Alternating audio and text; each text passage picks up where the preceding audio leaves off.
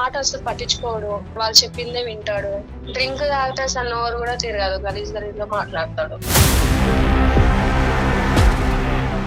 Call చేసి పిలవగా నేను వెళ్ళిపోతుండే, ఎవరు చేసిరంటే కూడా చెప్పకపోతుండే. పెద్ద పెద్ద బిల్డింగ్స్ కట్టుకొని వాళ్ళు ఉన్నారు, ఈయనేమో రెంటింగ్ లో ఇంకెన్ని రోజులు ఉంటామని నేను సంలాస్తుంటే కూడా విన్నాడు. నమస్కారం కిరణ్ గారు. కాలే ఎక్స్పెక్ట్ చేయలేదు సార్. మీరు ఎలా ఎక్స్పెక్ట్ చేస్తారు?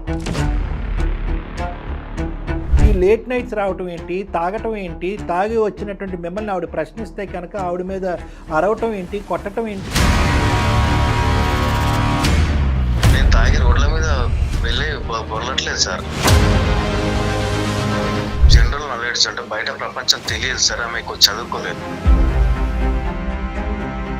ఆ అమ్మాయి పల్లెటూరు నుంచి వచ్చింది, తనకేమీ తెలియదు అంటున్నారు. మరి మీరు పట్టణంలో పెరుగుతున్నారు, నలుగురు మధ్య తిరుగుతున్నారు, మీరేం తెలివిగా ఆలోచిస్తున్నారు? ప్రతి విషయానికి అనుమానం పడుతుంది.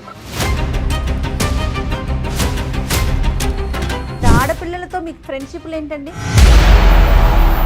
ఈ రోజు ప్రపంచంలో ఆడ మగ తేడలేదు ఫ్రెండ్షిప్ కి.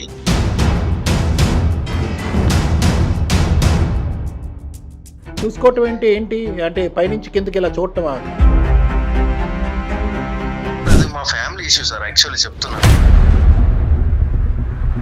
దేనికైనా ఒక లిమిట్ ఉంటుంది కదండి. రేపొద్దున నా భవిష్యత్ ఏంటి? మిమ్మల్ని నమ్ముకుని వచ్చింది ముగ్గురు ఆడపిల్లలు.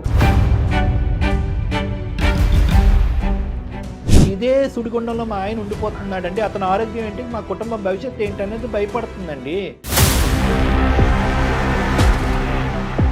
నేనంత ఆ పరిస్థితి అయితే తెచ్చుకోండి సార్. మాకేమీ టైం ఎక్కువయ్యో, లేదంటే మీ కాల్ తప్ప వేరే కాల్ లేకో, లేదంటే మీలాంటి బాధితులు లేకో మేము ఇంతసేపు మాట్లాడట్లేదండి. కొన్ని వందల మంది ఈ ఆపర్చునిటీ గురించి వెయిట్ చేస్తున్నారు.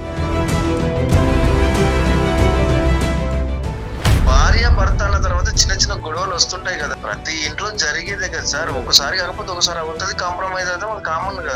మీకున్నటువంటి నలుగురు ఫ్రెండ్స్ ఇళ్లలో ఏదన్నా కామన్ ఏమో కానీ జనరల్ గా ఎక్కడ వినవండి.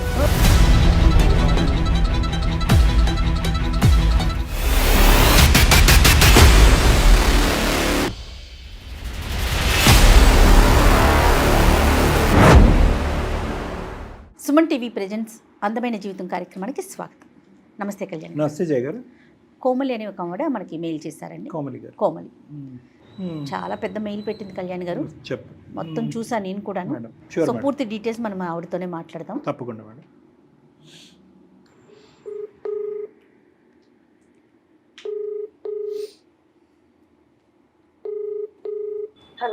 హలో, నమస్తే అండి కోమలి గారా? నేను జయానండి, సుమన్ టీవీ అందమైన జీవితం ప్రోగ్రామ్ నుంచి కాల్ చేస్తున్నాను. మెయిల్ చేశారు కదమ్మా. డాక్టర్ కళ్యాణ్ చక్రవర్తి గారు ఉన్నారు నాతో పాటు, ఒకసారి మాట్లాడతారా? చెప్పమ్మా కోమలి, సమస్య ఏంటమ్మా? ఎవరిది సమస్య ఏంటి? ప్రాబ్లమ్?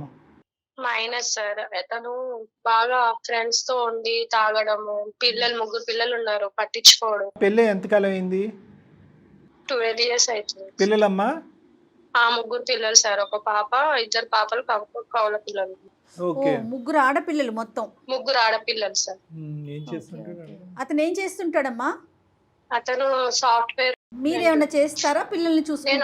నేను హౌస్ వైఫ్. నా మాట అసలు పట్టించుకోడు, ఫ్రెండ్స్ వాళ్ళతోటే ఎక్కువ ఉంటాడు, వాళ్ళు చెప్పిందే వింటాడు. తన దగ్గర ఏదున్నా, డబ్బున్నా ఏదున్నా కూడా ఫ్రెండ్స్ కే పెడతాడు, ఇంట్లో పిల్లలని పట్టించుకోడు. వాళ్ళకి డబ్బులు ఇప్పియడము, వాళ్ళు తీసుకుంటారు, ఎగగొడతారు, వాళ్ళ డబ్బులు కూడా తినే కడతాడు. వాళ్ళకి ఖర్చులు పెట్టడమే కాకుండా అవసరానికి డబ్బులు కూడా ఇస్తా ఉంటాడు, మళ్ళీ తిరిగి అడిగి తీసుకోడు, ఈయననే కడుతూ ఉంటాడు.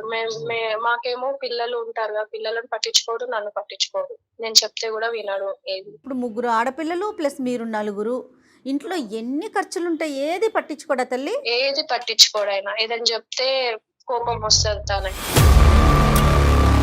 ఇంతకుముందు బాగానే ఉంటుండే కానీ ఈ మధ్య బాగా ఏంటంటే ఫ్రెండ్స్ అన్నట్టే మైండ్ అంతా ఫ్రెండ్స్ మీదనే పెట్టిండు. సో ఇదంతా ఈ మధ్యనేనమ్మా? ఈ మధ్యన అంటే 12 years బట్టి కాదు, ఇప్పుడు ఈ మధ్య కాలంలో అనేది, ఈ మధ్య కాలం నుంచి అట్లా చేస్తున్నాడు. 6-7 years నుంచి ఏంటంటే పిల్లలు పుట్టాక తాగడము, ఇక నేనేమన్నా అడిగితే కోపం పడడం నా మీద.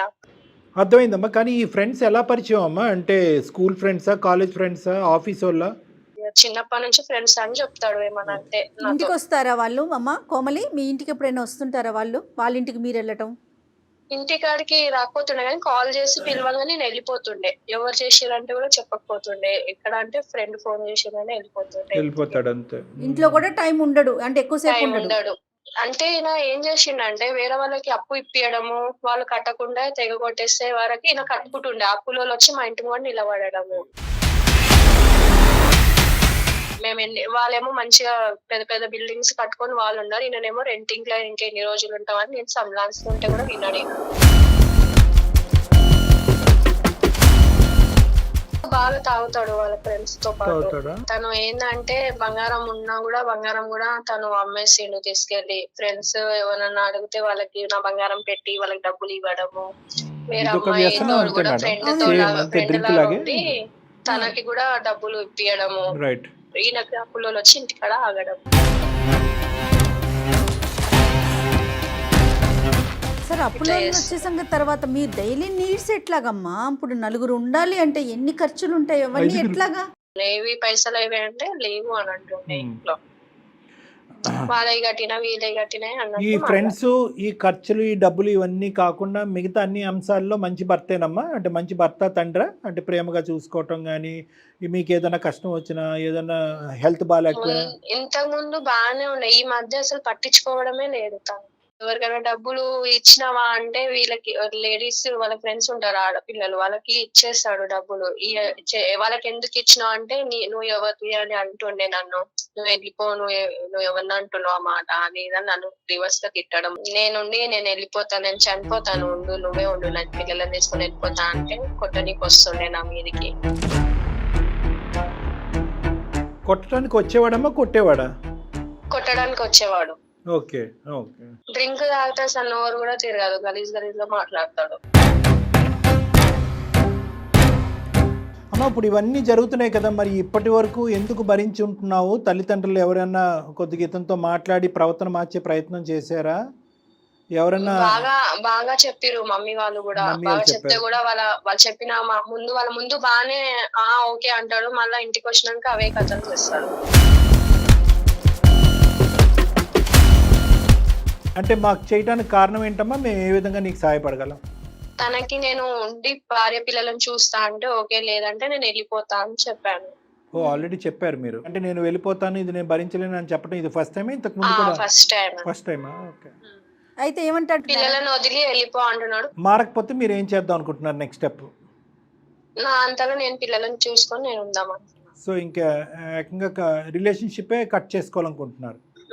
అదే, ఫ్రెండ్స్ ని వదలాలి, అలవాట్లు తగ్గాలి, ప్రవర్తన మారాలి. ఓకే ఓకే, సరేనమ్మా. అంటే ఏం చేద్దాం మరి ఒకసారి అతనితో ఏమైనా మాట్లాడదాం అంటారా? మీరేమంటారు డాక్టర్? Okay okay, sure. అంటే మళ్ళీ అతను ఎలా ఫీల్ అవుతాడో అసలే. ఈ టైంలో తాగి, అమ్మా ఏ టైంలో తాగుతాడమ్మా? నైట్ టైం తాగుతాడు సార్. పిల్లలు చిన్న ఉన్నారు సార్. ఒక పాప ఫస్ట్ సెకండ్ పిల్లలు కమల పిల్లలు ఉన్నారు. వెరీ బ్యాడ్ అమ్మా, చాలా రాంగ్ ఇన్ఫ్లుయెన్స్ ఉంటుంది పిల్లల మీద. ఇది చాలా బ్యాడ్ ఇన్ఫ్లుయెన్స్ పడుతుంది. కనీసం నాకు పట్టించుకోకుండా పిల్లల కన్నా పట్టించుకోవాలి కదా సార్. లోకంలో అందరి చేత మంచి అనిపించుకోవాలి, ఇంట్లో కుటుంబ సభ్యుల చేత చీ అనిపించుకోవటం ఏంటి? పిల్లలకి కనీసం స్కూల్ కాడ వదిలిరా అంటే కూడా నాకు టైం లేదు, నాకు పోయేది అనుకుంటా వెళ్ళిపోతూ ఉంటాడు. ఏ విషయానికి మీకు సపోర్ట్ లేడు? ఏ విషయానికి సపోర్ట్ ఉండడు. ఎప్పుడో ఒకసారి వదిలేసి వచ్చి నువ్వే పోయిరాపో అని మళ్ళా నన్నే తిడతాడు అనమాట. ఏం చదువుకున్నావమ్మా నువ్వు? Inter ma'am. అమ్మ, ఒకప్పుడు ఈ అబ్బాయి మనం మాట్లాడి ఏమైనా సముదాయించి, చూడమ్మా, తాగుడు అనేది వ్యసనం అయితే వదిలేయచ్చు, అంటే తీసేయచ్చు, నిర్మూలించవచ్చు. ఇంకోటి ఏదన్నా వ్యసనం ఉందంటే నిర్మూలించవచ్చు. మీ భర్తకి రకరకాల ఫ్రెండ్స్, మగాళ్ళు ఉన్నారు, ఆడవాళ్ళు ఉన్నారు, తాగుడు ఉంది, తాగుడు వచ్చి తాగి ఇంటికొచ్చి 3 పిల్లలు ఉన్నటువంటి బాధ్యత, అందులో 3 ఆడపిల్లలు ఉన్నటువంటి బాధ్యత కూడా లేకుండా అతను, అంటే నేను అందాక అన్నాను, ఈ డబ్బులు ఈ ఫ్రెండ్స్ కాకుండా ఏదైనా ఒక్క మంచి గుణం ఉందా తల్లి అంటే కనుక అన్నిటికీ 0 మార్కులు వేసాం. మరి ఇన్ని అంశాల్లో ఒక వ్యక్తి మారుతాడా అనేటటువంటిది మేము కూడా ఇక్కడ కూర్చుని, మేము దేవుళ్ళు కాదు, మేమే మాయలు మంత్రాలు చేయలేం. 12 సంవత్సరాల పాటు ఓపిక పట్టి 3 ఆడపిల్లల కంటే అదే ఒక ట్రీట్మెంట్. అతనికి చెప్తున్నాను, మనిషికి బాధ్యత భయం ఈ రెండు ఉంటే ఏ ట్రీట్మెంట్ అక్కర్లేదు. ఇతనికి బాధ్యత లేదు, భవిష్యత్తు మీద భయము లేదు, డబ్బుల దగ్గర ఫస్ట్ జాగ్రత్త. బాగానే చెప్పినట్టు విన్నాడు సార్. మళ్ళా మధ్యలో ఏమైందేమో తనకి. ముందు బాగానే ఇంట్లో అది ఇది తెచ్చిస్తుండే చూస్తుండే, ఇక తర్వాత మధ్యలో ఫ్రెండ్స్ బాగా ఎక్కువ అయ్యేసరికి ఇక పట్టించుకోకుండా అయిపోయింది. అట్లా ఉంటారా డాక్టర్ గారు? ఇదంతా ఒక గ్రూప్ డైనమిజం మేడం. అంటే ఎలా ఉంటుంది అంటే కనుక చైన్ రియాక్షన్. చాలా సందర్భాల్లో మనం చూస్తూ ఉంటాం, ఇంటికి మందు తీసుకొచ్చి తాగేవాడిని ట్రీట్మెంట్ చేయటం చాలా ఈజీ. ఎక్కడికో వెళ్ళి 10 మందితో తాగినప్పుడు ఏమవుతుందంటే మనం కౌన్సిలింగ్ చేసి నాన్న ఇది కాదు ఇది తప్పు అంటే కనుక వాడు డబుల్ కౌన్సిలింగ్ చేస్తారు. 2-3 ఉంటారు అక్కడ, వాళ్ళు కౌన్సిలింగ్ చేస్తారు. వీళ్ళు కాన్స్టెంట్గా ఏంటంటే ఈ సోషల్ డైనమిక్స్ అంటే ఈ నలుగురు ఉండేటటువంటిది ఒక ఫ్యామిలీ కింద అయిపోతుంది. ఈ ఫ్యామిలీ సెకండరీ అయిపోతుంది. 600 అయినా 106 అయినా కూడా ఆ కుటుంబాన్ని కాపాడటానికి ట్రై చేస్తాడు, ఆ సో కాల్డ్ పెగ్గు కుటుంబాన్ని. ఈ కుటుంబం మర్చిపోతాడు. వాళ్ళు డబ్బులు అంటే డబ్బులు ఇస్తాడు, సినిమా కంటే సినిమాకి వెళ్తాడు, మందు పోయిరా నువ్వు ఖర్చు పెట్టుకోరా అంటే ఖర్చు పెడతాడు. వాళ్ళే సర్వస్వం, వాళ్ళే జీవితం అయిపోతుంది. ఎందుకంటే అతనికి ఇక్కడ ఉన్నటువంటి ఈ ఈక్వేషన్, నా భార్య నా పిల్లలు, ఇది టేక్ ఇట్ ఫర్ గ్రాంటెడ్. తాలిబట్టు కట్టేసాం, 3 ఆడపిల్లలు కనేసాం, వీళ్ళు ఎక్కడ పోతారు? అక్కడ డైనమిక్స్ పోతే కనుక ఫ్రెండ్షిప్ పోతుంది. పెగ్గేయటానికి పక్కన ఫ్రెండ్ ఉండడు. ఈ సిచ్యువేషన్ నువ్వు అనుకున్నంత మాకు ఈమెయిల్ పెట్టినంత అంత ఈజీ కాదమ్మా దీన్ని రెక్టిఫై చేయటం. ప్లాన్ బి అనేటటువంటిది కూడా నువ్వు పెద్దవాళ్ళతో కూర్చొని నువ్వు ఆలోచించుకోవాల్సినటువంటి అవసరం ఉంది. అంటే మేము మా వంతు ప్రయత్నం చేస్తాం, మాట్లాడతాం, అతను కనువిప్పు కలిగించే విధంగా మనం ట్రై చేద్దాం, లేదంటే కౌన్సిలింగ్కో లేదంటే రీహాబిలిటేషన్ యూనిట్కో పంపించేద్దాం, లేదంటే పెద్దవాళ్ళతో కూర్చుని నెక్స్ట్ స్టెప్ ఏంటి అని ఆలోచించుకోవాల్సిన కేసు అని నేను ముందస్తునే నీకు చెప్తున్నాను. జర మీరే చూసి దయచేసి మార్చండి సార్.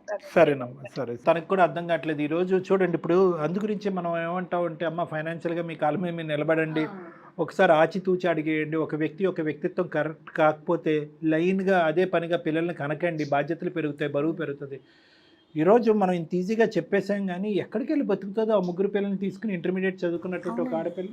కానీ డాక్టర్ గారు ఇలా కాంప్రమైజ్ అయ్యి ఎంతమంది ఉంటున్నారనండి, ఏం చేయలేని పరిస్థితి, బయటికి రాలేరు, పిల్లల్ని ఏం చేయాలి, అందుకని చెప్పి నలిగిపోతూ జీవితాల్ని ఇది కర్పూర హారతిలాగా చేసేసుకుంటూ అలాగే భరిస్తున్న వాళ్ళు ఎంతో మందిని చూస్తాం. అలా ఒకసారి అతనితో మాట్లాడదాం, అసలు అతను ఎలా రియాక్ట్ అవుతాడో మాట్లాడాలంటేనే అనిపిస్తోంది. బట్ తప్పదు కాబట్టి మన దాకా వచ్చారు, మాట్లాడదాం. సరే అమ్మ, నువ్వు మాకు నంబర్ అన్న ఇయ్యి, లేదంటే నువ్వు కాల్ అన్న కలిపి ఒకసారి మాట్లాడేలో తీసుకుందాం. సార్ మీరే చేయండి, మీరు మాట్లాడండి. అమ్మ నెంబర్ పంపించు, నేను కాల్ చేస్తాను ఒకసారి ఆయనకి. మేడమే కలుపుతారమ్మా, నువ్వు లైన్లో ఉండు, నెంబర్ పంపించు. ఓకే, ఒక్క నిమిషం లైన్లో ఉండమ్మా. ఏ పేరమ్మా ఆయన పేరు? కిరణ్.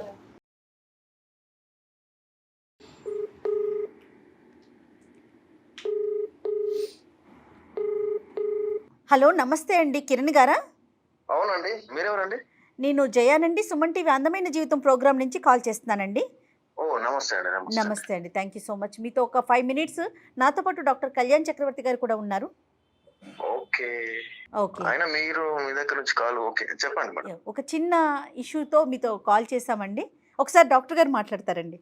నమస్కారం కిరణ్ గారు. సార్ నమస్తే అండి. ఫ్రీగా ఉన్నారా? యా చెప్పండి సార్. ఒక 2 నిమిషాలు. షూర్ సార్, చెప్పండి సార్. ఇప్పుడు కోమలి గారు అంటే మీ శ్రీమతి 12 సంవత్సరాల పాటు మీ జీవిత భాగస్వామి చాలా విచారకరమైనటువంటి బాధాకరమైనటువంటి ఒక ఈమెయిల్ పంపించారు. చాలా ఒక 2 పేజీలు ఈమెయిల్ రాయటం జరిగింది. నిజంగా అంటే మీరు ఎక్స్పెక్ట్ చేయలేదా 2 పేజీలు ఉంటుందని? 12 సంవత్సరాల్లో మేము 10 పేజీలు ఉంటుంది అనుకున్నాం. అసలు మీకు ఆమె ఎందుకు కాల్ చేసింది? అసలు చెప్తా కాల్ ఎక్స్పెక్ట్ చేయలేదు సార్. మీరు ఎలా ఎక్స్పెక్ట్ చేస్తారులేండి, మేము ఎవరు. ఇప్పుడు ఒకటి మేము ఇక్కడ ఏంటంటే ఎంతో సమస్య ఉంటేనే మేము కొన్ని ఈమెయిల్స్లోంచి ఒక ఈమెయిల్ పిక్ చేసుకుని కాల్ చేయటం అనేది జరుగుతూ ఉంటుంది. ఆవిడ చెప్పుకున్నటువంటి బాధ ఏదైతే ఉందో అది తీవ్రత బట్టి మేము సెలెక్ట్ చేసుకున్నాం. అది చాలా వర్ణాతీతం అని మనం చెప్పుకోవాలి. ఆవిడ కాల్ చేయటం కూడా జరిగింది, ఆవిడతో డైరెక్ట్గా మాట్లాడాము. అంటే 12 సంవత్సరాల పాటు ఈ ప్రయాణంలో ఒక బయటికి వెళ్ళి సంపాదించేటటువంటి భర్తగానే ఒక లేబుల్ అయితే మిగిలింది, కానీ ఇంట్లో ఒక బాధ్యత తీసుకునేటటువంటి ఒక వ్యక్తిగా ఆవిడ ఇప్పటికొచ్చి మిమ్మల్ని చూడలేదంట. ఈ మధ్యకాలంలో ఇంకా ఎక్కువ స్నేహితులు, తిరుగుళ్ళు, తాగుళ్ళు తప్ప ఇంకొక ప్రపంచం తెలియనటువంటి మైకంలో నా భర్త ఉంటాడండి అని మెయిల్ చేశారు. అందులో మేమేమి 1 సైడెడ్గా వినాలి అని అనుకోవట్లేదు, 1 సైడెడ్గా డెసిషన్ తీసుకోవాలని అనుకోవట్లేదు. ఆవిడ ఎంత నమ్మకంగా మాకు మాట్లాడినా ఆవిడ చెప్పేటటువంటి మాటలో other side of the coin చూడవలసిన బాధ్యత కూడా మాకు ఉంది. కాబట్టి మీ యొక్క వర్జన్ ఏంటి అనేది తెలుసుకోవడానికి మా ప్రయత్నంలో మేము ఈ కాల్ చేయడం జరిగిందండి. ఆవిడ కాన్ఫరెన్స్లో ఉందా మేడం? ఉన్నారండి. సరే, ఇంకొక మాట కూడా చెప్తానండి. ఆవిడ మ్యూట్లో పెట్టి మీకు కాల్ కలపడం జరిగింది. కాన్ఫరెన్స్ కాల్ ఇది. ఆవిడ కూడా బ్యాక్గ్రౌండ్లో ఉన్నారు. మీరు ఏమన్నా ఆవిడని అడగాలి అని అనుకుంటే కనుక ఒకసారి అడగచ్చు, తర్వాత మనం ప్రొసీడ్ అవుదాం. ఆమె ఇంతకి మీతో ఏం చెప్పింది సార్? నాకు తెలియదు. ఏం లేదండి, ఒకటి సింపుల్. ఆవిడ చెప్పేటటువంటి దాంట్లో ముఖ్యంగా ఏంటంటే స్నేహితులు తప్ప మీకు ఇంకో ప్రపంచం లేదు. స్నేహితుల గురించి ఎంత దూరం వెళ్తారు, వీళ్ళ గురించి ఒక 1 సెంటీమీటర్ దూరం కూడా రారు. ఇంట్లో బరువు బాధ్యత అనేటటువంటిది మీకు లేదు. బయట స్నేహితులతో స్పెండ్ చేయటం, లేటుగా ఇంటికి రావటం, అక్కడే డబ్బులు ఖర్చు పెట్టడం, అవసరం ఉంటే ఎవరికైనా డబ్బులు ఇవ్వటం, ఎక్కడ పడితే అక్కడ సంతకాలు పెట్టడం, ఇక్కడ అక్కడ అప్పులు చేయటం, డ్రింక్ చేయటం, సుఖపడటం. ఇది ఆవిడ కంప్లైంట్ సారాంశం. సార్ నేను ఇల్లు చూసుకోవట్లేదు అని అబద్ధం సార్. నేను ఇంట్లో చూసుకోకపోతే ఆమె ఎట్లా సర్వే అవుతారు sir? Point to be noted. ఇంకొకటి, స్నేహితులు అంటున్నారు అంటే నాకు ఒకప్పుడు, ఇప్పుడు ఆమెకి నాకు మ్యారేజ్ ఒక 12 years అవుతుంది. పిల్లలు ఉన్నారు. ఓకే, బిఫోర్ మ్యారేజ్ నాకు ఏంటి, చైల్డ్హుడ్ నుంచి నాకు ఉన్న దోస్తులంతా నా కోసం, నేను వాళ్ళ కోసం ఉన్నాను. నాకేం లేనప్పుడు వాళ్ళు ఉన్నారు సార్. నేను వాళ్ళ కష్టాల్లో ఉంటే చూడలేక నేను చేస్తున్నాను సార్. నేను ఇప్పుడు నేను సంపాదించుకుంటున్నా, డబ్బు ఏమైనా చేసుకుంటాను. ఆమెకి బాగా చూసుకోకపోతే కదా సార్ అడగాలి. చూసుకోవట్లేదు అనేది ఆవిడ ప్రాబ్లం అండి. చూసుకోవటం ఏంటి అంటే పైనుంచి కిందకి ఇలా చూడటమా? కాదుగా. మీరు బాధ్యత తీసుకుంటున్నారు, కష్టపడుతున్నారు, డబ్బులు సంపాదిస్తున్నారు. కానీ ఆవిడ ఈరోజు నిజంగా మీరు చూసుకుంటే, మనస్ఫూర్తిగా మీ బాధ్యత తీసుకుంటే, ఈరోజు మాకు ఆ చాటబారుడు ఈమెయిల్ పెట్టడానికి ఎందుకంటే ఊరికనే పని పాటు లేక ఎందుకంటే మా ఫ్యామిలీ ఇష్యూ సార్. యాక్చువల్లీ కరెక్టే కాదనట్లేదు. మీరు అడుగుతారు. ఏంటంటే అది నా పర్సనల్ సార్. నేను నా ఫ్రెండ్స్ తో ఉంటారు, ఒకేషనల్లీ తాగుతాము. అట్లా నేను తాగబోతాను కాదు. నేను ఫ్యామిలీని చూసుకుని రోడ్డు మీద పడేయలేదు కదా సార్. నా ఇల్లు నేను చూసుకుంటున్నాను. నా ఫ్రెండ్స్, నేను దారిలో పోయేవారు ఎవరన్నా ఇబ్బందులు ఉంటేనే నేను చూడలేను. అలాంటిది నా ఫ్రెండ్స్ కష్టాల్లో ఉంటే వాళ్ళకి హెల్ప్ చేశాను సార్. ఇంకేమేం చెప్పిందో నాకు తెలియదు. వాళ్ళకి డబ్బులు ఇస్తాను, వాళ్ళనే పట్టించుకుంటాను అని చెప్పేసి అని అంటుంటారు. సరే పెద్దలు మీ అమ్మగారు నాన్నగారు చెప్పారు లేదో నాకు తెలియదు, కానీ ఇంటకెళ్ళి రచ్చగలవమన్నారండి. స్నేహితులు, సమాజం అనేటటువంటిది ఇంపార్టెంట్ కాదు అని అనట్లేదు. కష్టాల్లో ఉన్నటువంటి వాళ్ళకి సేవ చేయాలి, ఆదుకోవాలి, చేయూతనివ్వాలి, చెయ్యి అందించాలి అనేటటువంటి మాటకు మేము వ్యతిరేకలం కాదు. ఇక్కడ ఇంట్లో ఆవిడ బోరు నన్ను విలపిస్తూ, ఏమండి ఇంట్లో ₹1 మిగలట్లేదు, అప్పులు అయిపోతున్నాయి, ఇంటికి ఏది అంటే ఓకే, ఖర్చులకి, ఇల్లు రెంట్లకి, వాటి గురించి ఆవిడ ఏం కంప్లైంట్ చేయట్లేదు. కానీ మిగతా బాధ్యతలు అంటే ఇంట్లో ముగ్గురు ఆడపిల్లలు ఉన్నారు, వాళ్ళని చూసుకోవాల్సినటువంటి బాధ్యత తన మీద ఉంది. డబ్బులు ఇలా విచ్చలవిడిగా డబ్బులు ఇవ్వట్లేదా? మీకు అప్పులు లేవా? మీకు ఎవరు పడితే వాళ్ళు డబ్బులు ఇవ్వలేదా? మీకు మధ్యలో షూరిటీ ఉండట్లేదండి. నేను షూరిటీ ఉన్న మాట వాస్తవం సార్. నేను నా ఫ్రెండ్స్ వాళ్ళ కోసం నేను చేశాను. సో నాకు లేనప్పుడు ఎవరైతే చేశారో వాళ్ళ కోసం నేను చేస్తున్నాను. కష్టాల్లో ఉంటే నేను ఆదుకుంటున్నాను. కరెక్టేనండి. అమ్మాయి గోల్డ్ అంతా తీసుకెళ్లి చిన్నప్పుడు ఎప్పుడో మీ ఫ్రెండ్స్ మీకు హెల్ప్ చేశారని చెప్పి ఇప్పుడు మీరు హెల్ప్ చేయటం, దేనికైనా ఒక లిమిట్ ఉంటుంది కదండి. రేపొద్దున నా భవిష్యత్ ఏంటి, మిమ్మల్ని నమ్ముకుని వచ్చింది ముగ్గురు ఆడపిల్లలు. చూడలేను మేడం. ఏమండి ఇక్కడ మీరు డబ్బులు ఇచ్చినటువంటి ఎంతమంది మీ ప్రాణ స్నేహితులు, ఎంతమంది మీకు తిరిగి ఇచ్చారండి డబ్బులు? ఎంతమంది మిమ్మల్ని మీరు అడగగలిగారు? ఎంతమంది మీకు తిరిగి ఇచ్చారు? మరి మీరు మేనేజ్ చేసుకునే లెక్కైతే నేను అడుగుతూనే ఉన్నాను సార్. నేను అడుగుతూనే ఉన్నాను, ఇచ్చే వాళ్ళు ఇస్తున్నారు. నేను ఇట్లా రొటేట్ చేసుకుంటా ఉన్నాను. నా ఇబ్బందులు నేను పడుతున్నాను సార్. నా శాలరీ నేను చూసుకుంటున్నాను, నా లైఫ్ నేను చూసుకుంటున్నాను. ఇక్కడ నా అనే పదం లేదు కదా సార్. ఇది ఇప్పుడు ఇదంతా ఒక కుటుంబానికి సంబంధించింది. మీరు సఫర్ అవుతే కనుక, ఈ ఫ్యామిలీ సఫర్ అవుతే కనుక, ఫ్యామిలీ నాదే కదా సార్. నేను ఆ ఫ్యామిలీలో మీ వైఫ్ కిరణ్ గారు ప్లీజ్ అండి, ఫ్యామిలీ మీది కాదు, మీతో పాటు ఆ అమ్మాయి ఉంది, ముగ్గురు పిల్లలు ఉన్నారు. మీకు ఒక నొప్పి వస్తే ఆ నొప్పి ఆ అమ్మాయికి కూడా, మీకు ఒక సంతోషం కలిగితే ఆ సంతోషం తనకి కూడా. ఎట్ ద సేమ్ టైం తనకి సంతోషం వచ్చినా బాధ వచ్చినా ఆ బాధ సంతోషం రెండు ఇద్దరం షేర్ చేసుకోవటానికే కదండి వైఫ్ అండ్ హస్బెండ్. మీరు చేసేటటువంటి తప్పు అని మేము అనట్లేదు, కానీ ఆలోచించి చేయండి, ఆలోచనతో అడుగేయండి అని అంటున్నాం. ఇక్కడ 2 అంశాలు. ఒకటి, ఈ డబ్బులు ఇవ్వటాలు, ఈ షూరిటీ సంతకాలు పెట్టాలు మీరు మీ నోటు వెంటే మీరు చెప్పారు. ఆ అమ్మాయి మాకేం చెప్పటం కాదు. ఇక్కడి నుంచి అక్కడి నుంచి ఇక్కడ మొత్తం రొటేషన్ చేస్తూ ఉంటానండి. నా బాధలు ఏదో నేను పడతాను కదా, వాళ్ళకైతే తిండి పెడుతున్నాను కదా, ఇల్లు పెడుతున్నాను కదా అంటే ఇది మీరు క్రాస్ సెక్షనల్గా చూస్తున్నారు. ఈరోజు రేపట్లో ఆ అమ్మాయి ఇంట్లో ఉండి ఆ ముగ్గురు ఆడపిల్లలను చూస్తూ దీర్ఘకాలికంగా చూస్తుంది. ఈ అప్పులు ఇలా గుడిబండగా మారి ఒక పెద్ద కొండగా అయిపోయి దిక్కుతోచినటువంటి పరిస్థితి వస్తే కనుక ఆదుకునేవాడు ఎవరు? మీ నోటి వెంట మీరు చెప్పారు, పట్టుమని 100 మందికి అప్పిస్తే 10 మంది కూడా తిరిగి మీకు ఇవ్వట్లేదు. ఈ విషయం అయితే కరెక్టే సార్. కాకపోతే ఏంటంటే నాకు ఈ రోజు కాకపోతే రేపు రిటర్న్ వస్తాయి అనే నమ్మకంతో నాకు ఇప్పుడున్న నేను ఇవ్వగలిగే స్థితిలో ఉన్నాను కాబట్టి నేను ఇస్తున్నాను సార్, వాళ్ళకి సహాయం చేస్తున్నాను. మళ్ళీ నాకు అది అంతకు మించి రిటర్న్ కాదండి, ఇచ్చేటటువంటి పొజిషన్లో ఉన్నారు, రేపొద్దున మీరు అడిగేటటువంటి పొజిషన్లోకి వెళ్ళారే అనుకుందాం, దురదృష్టం కొద్దీ ఇచ్చేవాడు ఒక్కడైనా ఉంటాడండి ఈ 10 మందిలో? అది మీ భార్య ఆలోచించేది. ఇస్తారా? మీరు మీకు ఇస్తే చాలు సార్. ఈ మొండి వైఖరి వదిలేసేయండి సార్ ప్లీజ్. మేమేం మీ స్నేహితులను వదిలేమనట్లేదు. మీరేమో వచ్చి మీ స్నేహితులు వచ్చి చేయి చాచినా కూడా అరే పోండ్రా అనేటటువంటి మాట మిమ్మల్ని అనట్లేదు. సరే, కాసేపు దీన్ని పక్కన పెడదాం. ఈ లేట్ నైట్స్ రావటం ఏంటి, తాగటం ఏంటి, తాగి వచ్చినటువంటి మిమ్మల్ని ఆవిడ ప్రశ్నిస్తే కనుక ఆవిడ మీద అరవటం ఏంటి, కొట్టడం ఏంటి, ఈ అలవాట్లు ఏంటి సార్? మరి దీన్ని ఏమంటారు సార్? తాగడము అంటే నేను తాగి రోడ్ల మీద వెళ్ళి బొరలట్లేదు సార్. వద్దులేండి, అంత ఎక్స్ట్రీమ్ గురించి మేము మాట్లాడట్లేదు. లేదు సార్, నేను ఉండే టెన్షన్స్ నాకుండే పరిషన్స్ ఉంటాయి కాబట్టి నేను కొంచెం ఆ బాధల్ని తట్టుకోవడం కోసమో, మర్చిపోవడం కోసమో, రిలాక్సేషన్ కోసమో నేను ఫ్రెండ్స్ తో కలిసి తాగడము అది కామన్ గా జరిగేదే కదా సార్ బయట ప్రపంచంలో. ఆమెను కొట్టట్లేదు, ఆమెను ఎప్పుడైనా కొట్టానని అసలు ఏనాడు కొట్టలేదు, బాగానే చూసుకుంటాను. భార్య భర్త అన్న తర్వాత చిన్న చిన్న గొడవలు వస్తుంటాయి కదా. చిన్నగా ఆవిడ అనుకోవట్లేదండి, చిన్నగా ఇద్దరు అనుకుంటే అసలు గొడవే లేదు.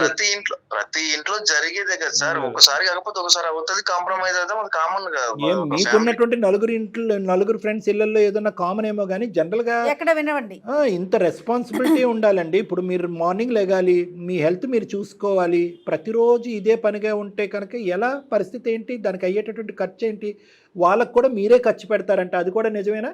ఈ అయ్యేటటువంటి రోజువారి ఖర్చు, తాగుడికి అయ్యేటటువంటి ఖర్చు కానీ, లేదంటే మా భాషలో పార్టీలు అంటూ ఉంటాం, వీటికి ఖర్చు. రోజు పార్టీలు ఇచ్చే అంత కోటీశ్వర్లం కాదు కదా సార్. ఉన్నంతలో ఒకసారి వాళ్ళు ఒకసారి నేను, అది కామన్ గా నడుస్తూ ఉంటుంది సార్ అప్పుడప్పుడు. సార్, మీరు సంపాదించేటటువంటిది, మీరు ఖర్చు పెట్టేటటువంటిది, ఈ రెండు బ్యాలెన్స్ అవుతున్నాయా లేదా మైనస్ లో ఉన్నారా ప్లస్ లో ఉన్నారా? ఇది ఒక్కటి చెప్పండి, ఫిగర్లు మాకు అక్కర్లేదు. అంటే దాని మైనస్ లోనే ఉన్నాను అని చెప్తాను నేను. సో ఈ మైనస్లు ఎలాగా, ఈ భారాన్ని ఎలాగ మీరు క్లియర్ చేయాలి అని అనుకుంటున్నారు? చిన్న వయసు, ఇప్పుడిప్పుడే సంపాదన స్టార్ట్ అయ్యింది, ఏదో ₹1 సేవ్ చేసుకుంటే అది మీకు మీ పిల్లల యొక్క అదృష్టం అని మనం అనుకోవాలి. ఈ మైనస్ని ఎలా క్లియర్ చేద్దాం అనుకున్నారు? అసలు ముందు చూపు ఉందా? ముందు ఆలోచించగలుగుతున్నారా మీరు? నేనైతే మాత్రం మీరు ఎంత తప్పుగా అనుకున్నా కూడా తాగుబోతు అనే మాట నేను వాడిన, కానీ చాలా వరకు మీరు ఆ స్ట్రీమ్లో కొట్టుకుపోతున్నారు. తొందరలోనే ఆ పదాన్ని వాడేటటువంటి అవసరం పడుతుందేమో అని నాకు అనిపిస్తుందండి. ఆ పరిస్థితి అయితే తెచ్చుకోండి సార్. సార్, మీ కాన్ఫిడెన్స్ మీకు ఉండొచ్చు, దయచేసి బ్రేక్స్ వేయండి, రూట్ మార్చుకోండి అని చెప్పి మేము రిక్వెస్ట్ చేస్తున్నాం. ఎందుకు అంటే కనుక ఇక్కడ మీకు కనిపించినటువంటి ఒక పరిస్థితిని మేము ముందుగానే ఊహించుకోగలం. మా అనుభవం వల్ల కానీ, మా సీనియారిటీ వల్ల కానీ మేము ఊహించుకునేటటువంటి కెపాసిటీ మాకుంది. ఎందుకంటే మీ ఆవిడ ఈరోజు మాట్లాడలేకపోతుంది, కానీ బ్యాక్గ్రౌండ్లో భయంతో ఆవిడని లాస్ట్లో మాట్లాడిపిస్తాము. కానీ ఆవిడ పెట్టినటువంటి ప్రతి మాటకి ఒక మీనింగ్ ఉందండి, ఒక అర్థం ఉంది. ఆ అర్థం ప్రస్తుతానికి ఇప్పుడు జరిగేటటువంటి అంశం కాకపోయినా ఫ్యూచర్లో ఖచ్చితంగా ఆ పరిస్థితి రావచ్చు అనేటటువంటి దానికి ఆ అమ్మాయి చెప్పేటటువంటి మాటల్లో ఒక మీనింగ్ ఉంది సార్. ఆవిడ ఇంట్లో ఉంటుంది కాబట్టి ఆమెకి జనరల్ నాలెడ్జ్ అంటే బయట ప్రపంచం తెలియదు సార్. ఆమె ఎక్కువ చదువుకోలేదు, ఆవిడకి తక్కువ తెలుసు, అతివృష్టి అనావృష్టి మీకు ఎక్కువ తెలిసిపోయింది. కానీ జీవితాన్ని చూస్తుంది కదండి, ప్రతి ఒక్కటి చదువుతోనే అవదండి. 3 ఆడపిల్లల్ని పెట్టుకొని తనకు మీరు ఏదో తూతూ మంత్రంగా నేను చూస్తున్నానని తినడానికి తిండి వేసుకోవడానికి బట్టలు ఇస్తే సరిపోతుందా అండి? మేడం, ప్రతి విషయానికి అనుమాన పడుతుంది మేడం. అనుమాన పడుతుందంటే మీరు అలా క్రియేట్ చేయట్లేదు. ఆడపిల్లలతో మీకు ఫ్రెండ్షిప్లు ఏంటండి, డబ్బులు ఇవ్వటం ఏంటండి, ఇవన్నీ నిజాలు కాదా? కొన్ని అమ్మాయి అబద్ధం చెప్తోందా? మేడం, ఈ రోజు ప్రపంచంలో ఆడ మగ తేడాలేదు ఫ్రెండ్షిప్ కి. నేను తప్పు చేశానని మీకు ఏమైనా చెప్పింది? ఫ్రెండ్షిప్ వరకు మేమేమి అది తప్పని మేము కూడా అనట్లేదండి, కానీ అది నెక్స్ట్ క్రాస్ అయితేనే తప్పు. అంటే ఆవిడ ఎక్కడ మీ క్యారెక్టర్ గురించి ఏం చెప్పలేదు. మళ్ళీ ఇంకో కొత్త కిరణ్ గారు ఆ ఉద్దేశం ఆవిడకి లేదు, ఆలోచన లేదు. కానీ ఏంటంటే ఇంకా ఈ ఆడ మగ అనేటటువంటి అనుమానం కూడా లేదు ఆవిడకి. భేదాభిప్రాయాలు లేకుండా విచ్చలవిడిగా జోబులోని డబ్బులు తీర్చడం, లెక్కపత్రం లేకుండా ఖర్చు పెట్టడం, లెక్కపత్రం లేకుండా అప్పులు ఇచ్చేయటం, మళ్ళీ ఆ అప్పులు తీర్చుకోవటం, ఇదే సుడిగుండంలో మా ఆయన ఉండిపోతున్నాడండి. అతని ఆరోగ్యం ఏంటి, మా కుటుంబ భవిష్యత్తు ఏంటి అనేది భయపడుతుందండి. అంతకు మించి ఆవిడ ఏం చెప్పట్లే. హెల్త్ ఏదన్నా అటు ఇటు అయింది, లేదా ఉద్యోగం ఏదన్నా అటు, అప్పుడు ఏంటి పరిస్థితి? ఎవరు వచ్చి మిమ్మల్ని ఆదుకుంటారు? అన్ని రోజులు ఒకేలా ఉండవు కిరణ్ గారు, అన్ని రోజులు ఒకేలా ఉండవు. మీరు నేను ఈ రోజుల్లో అన్ని కష్టకాలం, ఎక్కడ పడితే అక్కడ రిసెషన్, ఎవరికి కూడా ఉద్యోగం అనేటటువంటి గ్యారంటీ లేదు. మల్టిపుల్ సంఖ్యలో అందరికీ ఉద్యోగాలు పోయేటటువంటి పరిస్థితి వస్తుంది. సాఫ్ట్వేర్ లో ఉన్నారు, ఆయనకి తెలియదేముంది కళ్యాణ్ గారు. ₹1 ఈ రోజు వెనకేసుకుంటే కనుక రేపొద్దున ఆడపిల్లల భవిష్యత్తు నిలబెడుతుంది. నేనేమంటున్నానంటే మీరు చేసేటటువంటివి అన్నీ చేయండి, కానీ ఆ పిల్లలకి, వాళ్ళ భవిష్యత్తుకి, వాళ్ళ ఫ్యూచర్కి నష్టం రాకుండా, కష్టం రాకుండా ₹1 సేవ్ చేసి మిగిలిన మొత్తాన్ని మీ యొక్క సంతోషానికి కానీ, సుఖానికి కానీ మీరు వాడుకోండి. అందులో ఎటువంటి తప్పు లేదు. అసలు ఒక హెల్త్ పాలసీ ఉందండి మీకు కిరణ్ గారు? ఏమన్నా సేవ్ చేస్తున్నారా? సేవింగ్ కానీ, సెక్యూరిటీ కానీ, ఇన్సూరెన్స్ కానీ, వాళ్ళకి ఇన్సూరెన్స్ కానీ ఏమన్నా ఉన్నాయా? లేదు మేడం. మరి ఏమండి ఆ అమ్మాయి పల్లెటూరు నుంచి వచ్చింది, తనకేమీ తెలియదు అంటున్నారు. మరి మీరు పట్టణంలో పెరుగుతున్నారు, నలుగురు మధ్య తిరుగుతున్నారు, మీరేం తెలివిగా ఆలోచిస్తున్నారు? ఇందాక డాక్టర్ గారితో మాట్లాడుతూ తనేం చెప్తా ఉందంటే, కోమలి, నా పిల్లల్ని తీసుకొని, నా 3 పిల్లల్ని తీసుకొని నేను వెళ్ళిపోతా, నా కాయ కష్టం ఏదో నేను పడి నాకున్నంతలో నా పిల్లల్ని పెంచుకుంటాను అంటోంది. నేను వెళ్ళమని చెప్పట్లేదు మేడం, మీరు వెళ్ళమనట్లా, తనే వెళ్ళిపోతానంటోంది. ఏమండి మీరు ఆ పరిస్థితి తీసుకొస్తున్నారండి. ఆ భవిష్యత్తులో అటువంటి అడుగేసేటటువంటి పరిస్థితిని తీసుకొస్తున్నారు. అక్కడ మీరేంటంటే నేను ఇంటికి ఎంతో కొంత డబ్బులు తీసుకొస్తున్నాను, ఏ రోజుకి ఆ రోజు గడిచిపోతుంది అని అనుకుంటున్నారు. లోకజ్ఞానం ఆ అమ్మాయికి లేదు అని అనుకుంటున్నారు, కానీ భవిష్యత్తు గురించి మీకు జ్ఞానం లేదేమో అని మాకు అనిపిస్తుంది. భవిష్యత్తు గురించి మీకు ఆలోచన లేదేమో అని అనిపిస్తుంది. ఆల్రెడీ మైనస్లోకి వెళ్ళిపోయారు మీరు అప్పులతో. ఓకే, డ్రింక్ అనేటటువంటిది ప్రతిరోజు కాకపోయినా వారానికి 4-5 సార్లు అవుతుంది, ఖర్చు అవుతుంది, ఆరోగ్యం చెడిపోతుంది. ఉద్యోగం ఉంటుందో ఓడదో తెలీదు. ఒకప్పుడు ఓడితే కనుక సెక్యూరిటీగా మీ దగ్గర దమిడి లేదు. ఈరోజు పిల్లల ఆరోగ్య పరిస్థితి గబుక్కని ఏమైనా డిట్యూరేట్ అవుతాయి కనుక, చేయి చాచితే కనుక డబ్బులు ఇచ్చే ఒక్క నాదుడు లేడు మీకు. ఈ రిస్క్ ఫ్యాక్టర్స్ ఏం మీకు కనిపించట్లేదా? ఇప్పటికీ కూడా ఆవిడకి లోక జ్ఞానం, సామాజిక జ్ఞానం, ఇంగితం లేదు అని అనుకుంటారా? ఉత్తుత్తు భయాలు ఆవిడవి. మాకే కనిపిస్తుంది సినిమాలాగా.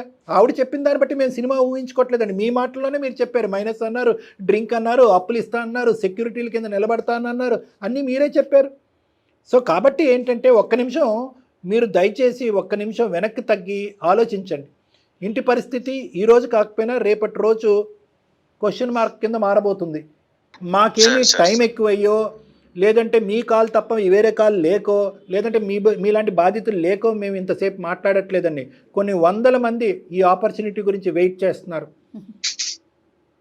ఆ ఆపర్చునిటీలో నిజంగా, స్వచ్ఛంగా, నిజాయితీగా కనిపించినటువంటి ఒక కష్టాన్ని మేము పికప్ చేసుకుని ఈరోజు మీకు ఫోన్ చేయడం జరుగుతుంది.